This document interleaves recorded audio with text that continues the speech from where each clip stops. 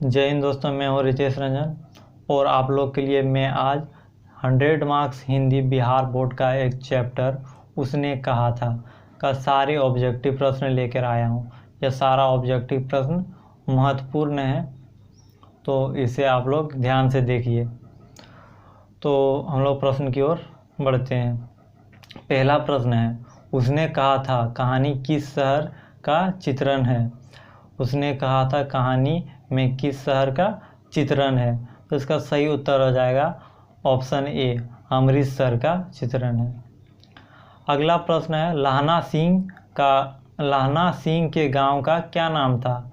लाहना सिंह के गांव का क्या नाम था, तो लाहना सिंह का गांव का नाम था मांझे।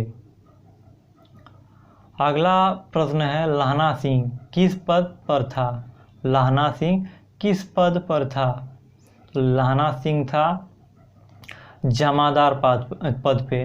लाहना सिंह था जमादार पद पर। अगला प्रश्न है, लाहना सिंह की मृत्यु किसके गोद में हुई थी। लाहना सिंह की मृत्यु किसकी गोद में हुई थी, तो इसका सही आंसर हो जाएगा वजीरा सिंह के गोद में। वजीरा सिंह की गोद में लाहना सिंह की मृत्यु हुई थी। अगला प्रश्न है, लप्टन साहब का विदूषक कौन था। लप्टन साहब का विदूषक कौन था, तो इसका सही आंसर हो जाएगा वजीरा सिंह। इसका सही आंसर हो जाएगा वजीरा सिंह। अगला प्रश्न है, सूबेदार हजारा सिंह के लड़के का क्या नाम था। सूबेदार हजारा सिंह के लड़के का क्या नाम था, तो इसका सही आंसर हो जाएगा ऑप्शन ए, बोधा सिंह नाम था। अगला प्रश्न है, भारत सिपाही का किसके साथ संघर्ष हुआ था। भारत सिपाहियों का किसके साथ संघर्ष हुआ था, तो इसका सही आंसर हो जाएगा ऑप्शन डी, जर्मनियों के साथ। जर्मनियों के साथ संघर्ष हुआ था। अगला प्रश्न है, जर्मन लप्टन साहब को किसने मार गिराया। जर्मन लप्टन साहब को किसने मार गिराया, तो इसका सही आंसर हो जाएगा ऑप्शन सी, लाहना सिंह ने मार गिराया। लाहना सिंह ने मार गिराया। अगला प्रश्न है 9 नंबर, सिख राइफल के जमादार लाहना सिंह का नंबर क्या था। सिख राइफल के जमादार लाहना सिंह का नंबर क्या था, तो इसका सही आंसर हो जाएगा उनका नंबर था 77। उनका नंबर था 77। अगला प्रश्न है 10 नंबर, सरकार ने सूबेदार को जमीन कहाँ दी थी। सरकार ने जमीन कहाँ दी थी, तो इसका सही आंसर हो जाएगा लायलपुर में जमीन दी थी। ऑप्शन डी सही आंसर है।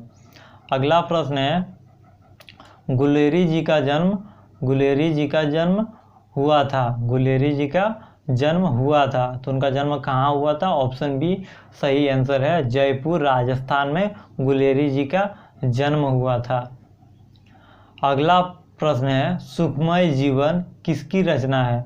सुखमय जीवन किसकी रचना है, तो इसका सही आंसर हो जाएगा चंद्रधर शर्मा गुलेरी की रचना है सुखमय जीवन। अगला प्रश्न है, कुड़माई का क्या अर्थ है। कुड़माई का क्या अर्थ है, तो कुड़माई का अर्थ होता है मंगनी। कुड़माई का अर्थ होता है मंगनी। अगला प्रश्न है, बोधा कौन था। बोधा कौन था, तो इसका सही आंसर हो जाएगा सूबेदार हजारा सिंह का बेटा था। सूबेदार हजारा सिंह का बेटा था। अगला प्रश्न है, चंद्रधर शर्मा गुलेरी की कहानी कौन सी है। चंद्रधर शर्मा गुलेरी की कहानी कौन सी है, तो उनकी कहानी कौन सी है, तो ऑप्शन सी सही आंसर हो जाएगा। उसने कहा था चंद्रधर शर्मा गुलेरी की कहानी है।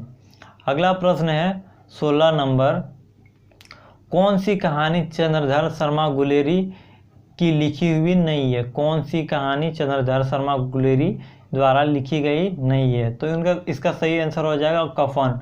कफन चंद्रधर्मा शर्मा गुलेरी क्या लिखी हुई कहानी नहीं है। अगला प्रश्न है, गुलेरी जी किस गांव के मूल निवासी थे। गुलेरी जी किस गांव के मूल निवासी थे? तो इसका सही आंसर हो जाएगा 17 का बी नंबर, गुलेर। गुलेर के मूल निवासी थे। अगला प्रश्न की ओर जाते हैं। अगला प्रश्न है, उसने कहा था किस वर्ष की रचना है? मतलब उसने कहा था जो कहानी है वह किस वर्ष रची गई थी? तो इसका सही आंसर हो जाएगा ऑप्शन ए, 1915 ईस्वी। 1915 ईस्वी में उसने कहा था को रची गई थी। ये बहुत महत्वपूर्ण प्रश्न है, इसको आप लोग थोड़ा ध्यान में रखिएगा। अगला प्रश्न है 19 नंबर, उसने कहा था कहानी के कहानीकार कौन है? उसने कहा था कहानी के कहानीकार कौन है? तो इसका कहानीकार है ऑप्शन ए, चंद्रधर शर्मा गुलेरी। चंद्रधर शर्मा गुलेरी।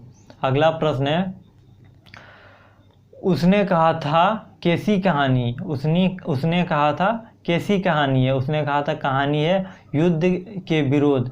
युद्ध के विरोध। अगला प्रश्न की ओर आते हैं। अगला प्रश्न है, चंद्रधर शर्मा गुलेरी किस युग के कहानीकार हैं? चंद्रधर शर्मा गुलेरी किस युग के कहानीकार हैं? तो इसका सही आंसर हो जाएगा ऑप्शन सी, प्रेमचंद्र युग के कहानीकार हैं। अगला प्रश्न है 22 नंबर, उसने कहा था कहानी को कितने भागों में बांटी है? कितने भागों में बांटी है? तो इसका सही आंसर हो जाएगा ऑप्शन सी, 5 भागों में। 5 भागों में। अगला प्रश्न है 23 नंबर, किसी कहानी को महान कौन बताता है? किसी कहानी को महान कौन बताता है? तो इसका सही आंसर हो जाएगा ऑप्शन ए, कहानी का उद्देश्य। कहानी का उद्देश्य। अगला प्रश्न की ओर चलते हैं। अगला प्रश्न है, कीरत सिंह कौन था? कीरत सिंह कौन था? तो इसका सही आंसर हो जाएगा लहना सिंह का भतीजा। लहना सिंह का भतीजा कीरत सिंह था। अगला प्रश्न है, हिंदी की पहली श्रेष्ठ कहानी कौन सी है? हिंदी की सबसे पहली श्रेष्ठ कहानी कौन सी है? तो इसका सही आंसर हो जाएगा ऑप्शन सी, उसने कहा था। उसने कहा था हिंदी की पहली श्रेष्ठ कहानी है।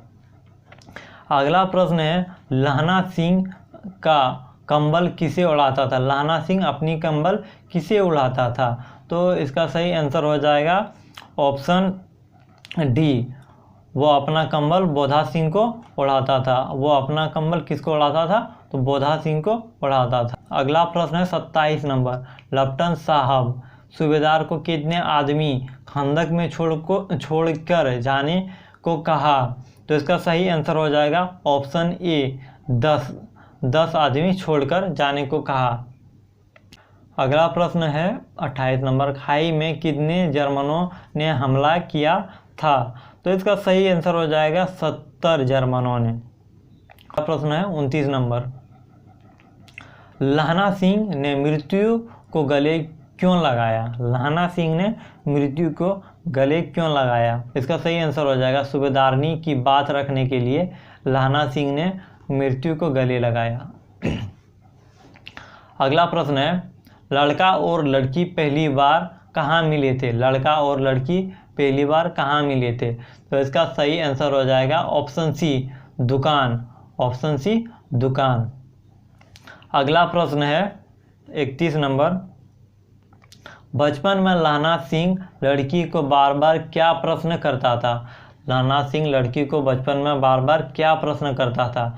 तो इसका सही उत्तर हो जाएगा ऑप्शन बी, तेरी कुड़माई हो गई।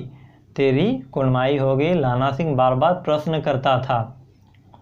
अगला प्रश्न है 32 नंबर, चंद्रधर शर्मा गुलेरी का जन्म कब हुआ? चंद्रधर शर्मा गुलेरी का जन्म कब हुआ? तो इसका सही उत्तर हो जाएगा 7 जुलाई 1883 ईस्वी।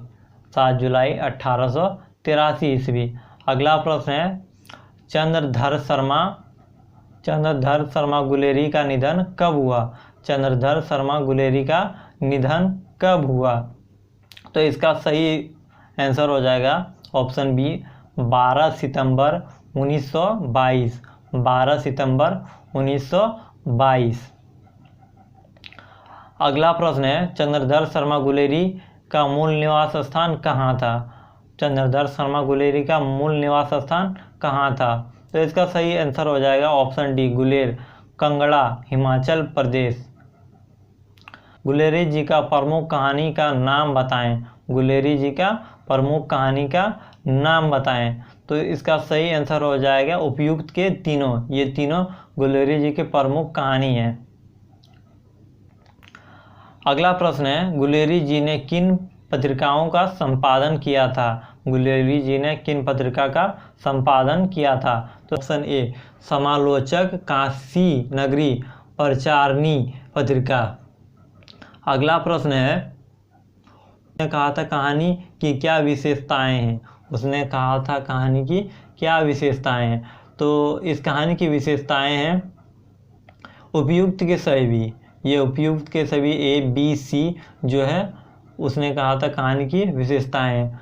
तो दोस्तों ये वीडियो अच्छा लगा हो तो प्लीज़ चैनल को सब्सक्राइब करके लाइक और शेयर ज़रूर कर दें, क्योंकि मैं इसी तरह आप लोग के लिए हिंदी और अन्य सब्जेक्ट का MCQ प्रश्न है वो लाता रहूँगा और मैं कोशिश करूँगा अब हर एक दिन एक वीडियो लाऊँ ज़रूर से ज़रूर। तो आशा करता हूँ ये वीडियो आप लोग को अच्छा लगा। तो धन्यवाद। जय हिंद, जय भारत।